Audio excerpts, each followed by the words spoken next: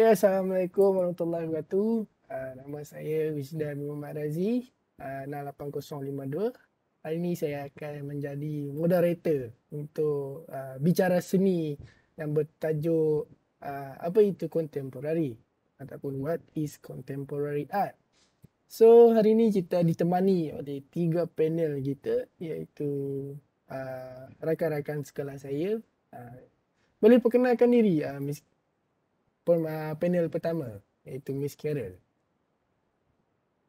Hai, nama saya Caroline Jel Chang Nyuklan, nombor matriks 65593. Seterusnya, panel yang kedua. Okey, saya Nurin Jazina binti Raisam, nombor matrik 67306. Dan last sekali, tak handsome tak bukan dia, panel yang ketiga. Siapa tu? Saya Muhammad Adam Haris bin Arif Faisal, nombor matriks 66693. Okey. Okey cik panel kita semua dah bersedia dengan tajuk-tajuk diorang yang berbentuk seni kontemporari. Okey, tanpa membuang masa lagi, kita teruskan kepada Miss Carol, iaitu panel yang pertama. Ia akan menerangkan apa itu kontemporari sebenarnya. Okey, teruskan Miss Carol. Okey, saya akan menerangkan apa itu kontemporari secara ringkas saja. Ya. Bagi saya, seni kontemporari itu gerakan yang berlaku sekarang, iaitu pada hari inilah. Begitu juga dalam dunia kritikan kontemporari, di mana para pengkritik di seluruh dunia, ketika mereka menganalisis sesuatu sastra ataupun falsafah itu, mereka menggunakan cara mereka yang sendiri. Kebanyakannya pengkritik, terutamanya di barat, tidak lagi mempraktikkan ataupun kurang menggunakan kaedah lama. Okay. Oh, begitu. Okey, panel seterusnya iaitu Cik Nurin. Dia akan menerangkan beberapa isu ataupun krisis yang ada dalam menerusi ataupun menerajui seni kontemporari ini. So, tanpa buang masa, boleh kita kongsikan serba sedikit, Cik Nurin. Okey, krisis yang ada dalam contemporary di Malaysia adalah krisis pemikiran. Kerana dalam dunia seni contemporary Malaysia, kita masih kekurangan pengkritik yang mempunyai asas dalam kritikan seni visual. Ya. Di peringkat universiti juga masih kurang dalam topik-topik tersebut. Itu saja. Itu sahaja ya. Okey, pada pemandangan saya lah, saya tahu apa itu contemporary, dan artis-artis ni diorang ni kurang menonjol macam mana kita nak mengetahui mereka. So panel yang ketiga akan menerangkan di mana mereka sebenarnya. Okey, teruskan. Okeylah, seperti yang dimaklumkan oleh Cik Nurin tadi, apa betul juga sebenarnya kita kekurangan pengkritik sebabnya dalam negara kita masih kurang pendedahan mengenai kritikan ataupun etika dalam membuat kritikan kepada karya lah. Ya. Ni sebab kebanyakan dalam negara kita lebih bersifat kecaman berbanding kritikan. Boleh beza antara kecaman dengan kritikan. Itu yang ada permasalahan ataupun di mana tahap pendidikan kita mengenai seni dalam konteks seni untuk kritikan dalam negara kita ni. Oh. Itu saja ke, Cik Adam? Okey. Setelah saya mendengar perkongsian ini, saya terdapat beberapa soalan lah untuk saya ditanyakan kepada panel-panel kita ni. So, untuk Miss Carol, bolehkah simpulkan ataupun ringkaskan apa itu kontemporari? Dan adakah seni di Malaysia kini mengikut kriteria seni kontemporari itu? Silakan. Okay, terima kasih Jidan.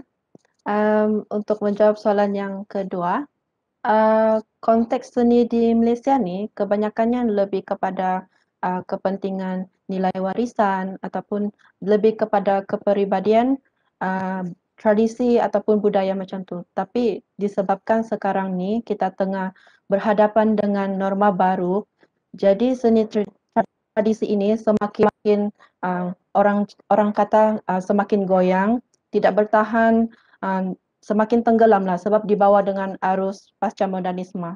Jadi bagi pendapat saya, seni di Malaysia ni baru mula terdedah dan sedang mengikuti kriteria seni kontemporari itu. Jadi seperti yang kita lihat ketika ini, sebenarnya ramai saja seniman-seniman di Malaysia yang berpotensi, berbakat dan aktif dalam penyumbangan seni berasaskan kontemporari. Begitu. Seterusnya Cik Nurin, saya nak tanya satu soalan. Bagaimana cara untuk kita nak kenal pasti adakah sesebuah karya itu berbentuk seni kontemporari kini? Boleh ulaskan sedikit? Okey, untuk kita kenal pasti sesebuah karya tu adalah karya bentuk kontemporari pada masa kini, ia dapat dilihat dari segi konteks idea dan pemikiran serta cara ia disampaikan. Kerana karya kontemporari ini seharusnya mempunyai idea yang kompleks dan tidaklah bersifat deskriptif semata-mata.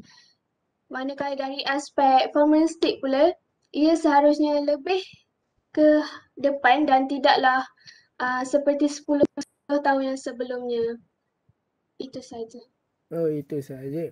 Okey, Encik Adam, saya nak tanya, macam mana di mana mereka ni? Adakah di sebuah institusi ataupun diorang ni mewujudkan gerakan-gerakan seni? So, macam mana kita nak kenal pasti nak cari diorang ni? Sebenarnya nak dikatakan mencari mereka ni agak susah sebab masih kurang seperti yang saya katakan sebelum ni, masih kurang lagi pendedahan mengenai etika pengkritikan ni kan.